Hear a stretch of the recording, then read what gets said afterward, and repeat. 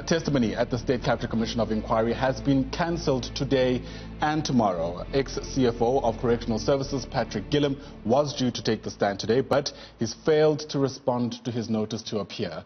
On Thursday, Mineral Resources and Energy Minister Gillingham was due to appear, but as I'm sure you're well aware, he's been hospitalized due to a COVID-19 infection. Joining us now to discuss this anticlimax in some respects is Nickolaus Bauer, who you know is watching these stories for us. Nick, always great chatting to you. Thanks very much for making time. The wording around the statement from the State Capture Commission is quite interesting. They are pointing out that Mr. Gillingham was served with a notice of hearing and not with a summons. Why would that be an important distinction to make at this stage?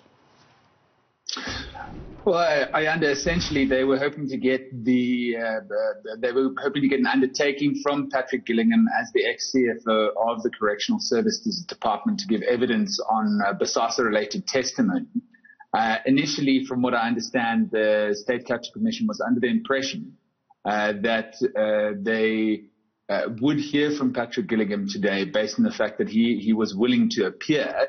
But he simply didn't reply to the notice to appear before the Zondo Commission, and have now planned to send him a summons. A summons is, of course, a legal document that demands you to do something, and hopefully, after receiving a summons to appear, then he will end up appearing before the State Capture Commission. He was due to appear today, and of course, this is now the second day of testimony that is in effect being cancelled.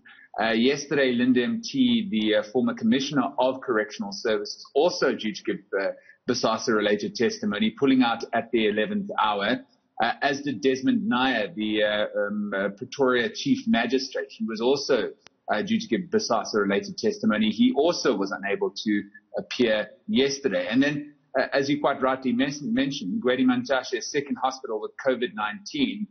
He had applied to cross-examine Angela Grisi's evidence related to Bosasa, and the thrust of it essentially being how the ANC benefited from Bosasa support, and how that is related to Gwedi Mantashe's time as ANC Secretary General up until the Nazareth Collective Conference of 2017 when he was elected chairperson. So very much an anticlimax in my view here. The State Capture Commission has come under really intense scrutiny and some very, very strong criticism for not being timeous enough and punctual in pursuing its mandate. And now with another 3 days of testimony now delayed, how long will the State Capture Commission be able to carry on like this is the question that I'm asking. Absolutely, and it's that question that begs the answer, and that's exactly where I was going, Nick. I mean, we're in a situation where it's crunch time, a race against time, whatever other phrase you want to use, and these kind of delays, some might argue, is the last thing the Commission needs.